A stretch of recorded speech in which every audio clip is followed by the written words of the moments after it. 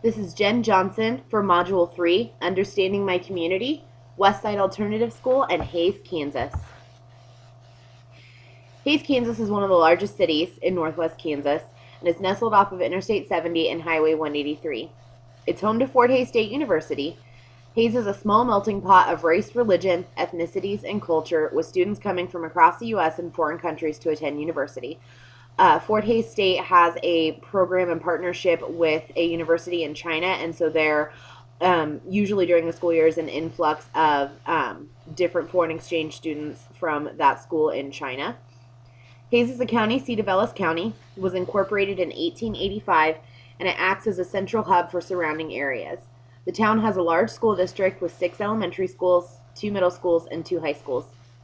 There are both public and private educational venues, and the district also houses a special educational cooperative for the surrounding towns of Ellis, Victoria, La Crosse, and Liebenthal.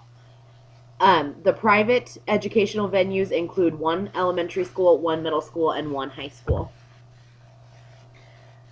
During the FHSU school year, the population grows in Hays with an influx of students up to 20,000, and there are many celebrations and activities that reflect and respect the diverse religions and cultures throughout the city.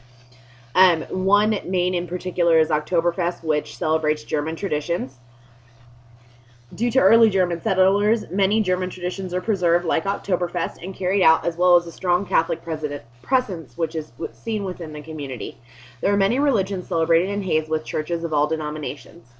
Hays is a great family environment, and it has great resources for children, including sports, recreational activities, 4-H, Girl Scouts, Boy Scouts, leadership programs, and many outreach programs through both the school district and the college. When I moved to Hays in 2010, it was a city I had only visited for shopping trips during my time as a youth. I found the city to be opening and friendly. My landlord was actually the former mayor, and so she was really, really welcoming and let me know a lot of the different places to go and different things that I needed to do as a young student starting out in Hays. But overall, people were really gracious and willing to help make me feel at home. The other thing I wanted to mention is that the 4-H and agricultural presence is very large in Hays and the surrounding areas, and it provides great opportunities for students to learn and practice responsibility and accountability, as well as the sports programs that are run both through the school district and by the Hays Recreation Commission. The population and characteristics. The average education of Hays residents is a high school diploma. That's 93.7% of residents in Hays. 92.5% of residents in Hays speak English as their primary language. That leaves 7.5% for other languages as a primary language. The majority of residents in Hays range in age from 18 to 65. So that 18 to 65 time span is 61.1% of the population in Hays. Slightly less than 1/3 of the population is school age, so students aged 5 through 18 make up less than 1/3 of the population. Gender is split fairly equally, with 50.7% being female and 49.3% being male. In terms of diverse opportunities for jobs in Hays, there are several different educational institutions. Of course, the College of Fort Hays State University. There is also North Central Kansas Technical School, which offers many different trade school programs, and USD 489, which is the school district in Hays. Ellis County and Hays is rich in oil, so oil wells, oil rigs, and tank service work is always an avenue for jobs, as well as agricultural and farming work. That includes seasonal employees and harvest type jobs. And then Hays Med is another avenue for hospital work, nursing, doctors, cardiology, and cancer are the specialties that they have at the hospital. For ethnicity, it is 92.8% white, 1.1% African American, and 4.7% Hispanic. Just to go back to jobs for a second, there are many opportunities for jobs for individuals in Hays, Kansas. FHSU is a large university that offers opportunities for both citizens and students attending the university. And these opportunities can range from instructor positions, janitorial and maintenance positions, to administrative positions and student housing opportunities. Ellis County is rich in their oil resources, which provides a surplus of oil and gas related jobs. Agricultural and seasonal harvesting positions are almost always available. And because Hayes Med is one of the largest hospitals in the region, there are always job opportunities there in multiple areas because the hospital has a complete cancer center, cardiology center, and then there are also the nursing and occasional physician positions. Communication channels for Hayes, Kansas are primarily TV, radio, online, and newspaper. For TV, we have two different cable institutions that work, Eagle Communication and Next Tech Communications. Each of them have their own local TV station and then also provide cable to the community. Radio, we have 4 religious radio stations, 1 public radio station, 6 stations for different types of music, and 1 news and talk show radio station. There's a big online presence. Oh, I don't know what happened. Sorry about that, guys. Had a technical difficulty.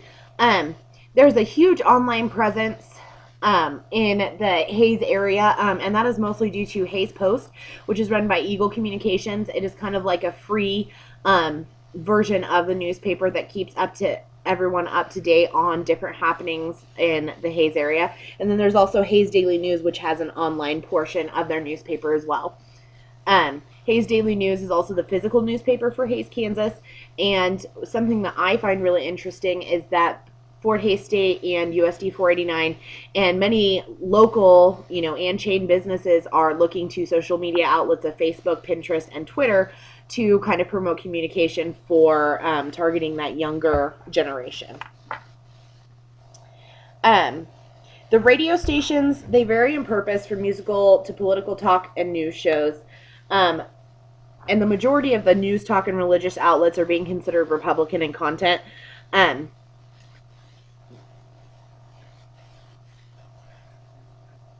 For community groups, there are different groups in the community that tend to be centered around interests. There are many groups that range from larger groups of interest based on religion, political affiliations, agriculture, fossils, which is a big thing in this area, education, and financial interests. There are also smaller interest groups that meet monthly within the community, such as book clubs, quilting clubs, swim clubs, running clubs, and educational nonprofit organizations. I did want to mention that we do have the Sternberg Museum of Natural History, which is tied in and affiliated with Fort Hays State University, which attracts crowds, both youth and old, with an interest in history. And there are many areas in Hays and the surrounding countryside that are really rich in fossils and kind of unique physical anomalies that provide an interest to many people. Varying influences.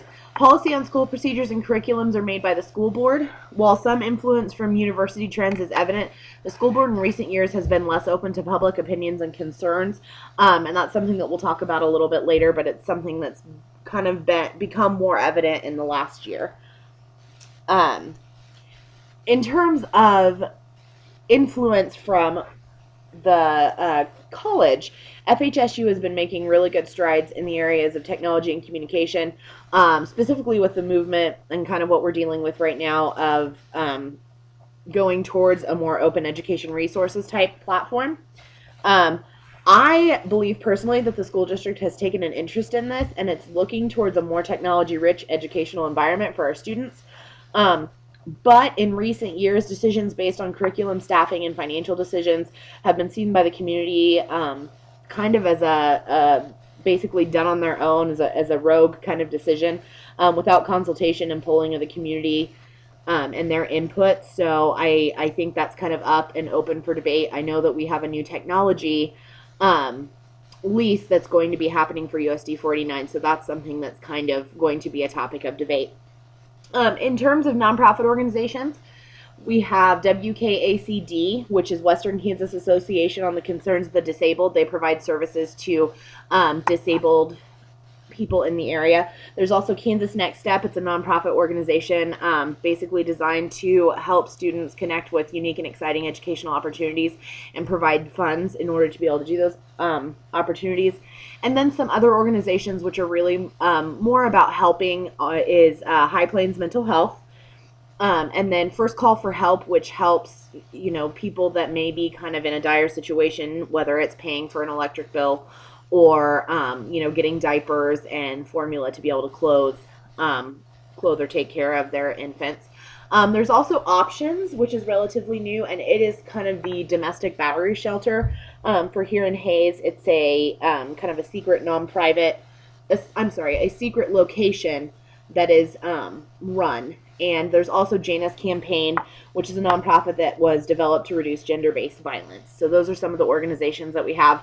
In terms of problem organizations, there's really not anything that comes to mind or poses a problem. For leadership, as you can see, the mayor is Henry Schwaller. Vice mayor is Eber Phelps. City commissioner Sean Musil, Ron Mellett, Kent Stewart. City manager Toby Doherty. Assistant city manager Paul Briseno. The superintendent of the school is Dean Catt. The special education director is Mark Hopman. Learning center director is Anita Sheevy.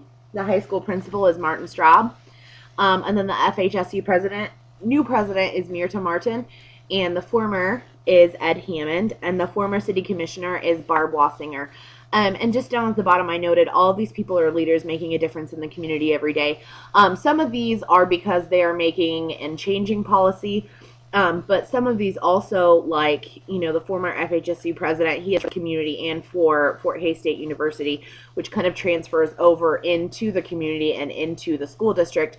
And then former city commissioner Barb Wassinger, she was also the former mayor, and she has done, really great things for the community. So they have all made an impact on the community. Community leaders' characteristics. Our community is a really close-knit community that bands together when tragedy strikes.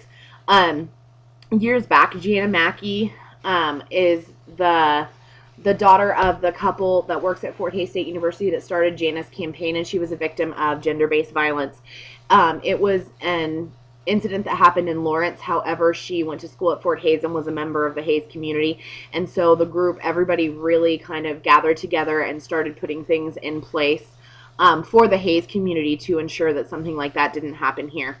There were also a series of rapes that happened several years back. And it was really cool to see that Safe Ride, sponsored by different area businesses, kind of banded together to make sure to provide rides for people that were going out and going to any of the bars, and ensuring that they were able to get home safely. As always, High Plains Mental Health is there to help with any type of traumatic events. They are the area mental health. And then there's also First Call for Help and Options, which kind of work with people that are in dire straits or have, severe events that are happening where they need to get immediate help for safety and security. Hays as a community really bands together to help those in need. We have a community assistance center where people can go and pick up supplies and go shopping through a community food bank. There's also the domestic violence shelter and Janus Campaign, which is the organization to stop gender-based violence. There are options for individuals that are struggling in the Hays community. But one thing I've noticed is that many of these organizations are kind of in their infancy stages, so getting the word out about their services as public knowledge is still a work in progress. Economic conditions, agricultural, oil, education, and healthcare are the main sources of jobs and revenue. Many small town businesses reside on the main drag in Hays, as well as larger chain stores like Dillon's and Walmart for groceries and household needs. 17.63% of households have an income below $15,000. 28.89% have an income of 15 to 40%. And the majority, 53.48%, have an income over $40,000. The scary factor is that the average house cost is $157,800. And the housing market in Hays is extremely inflated and has been kind of going up recently due to new and expensive housing developments. And then also the rental properties for college students and renters, that has kind of inflated the price as well.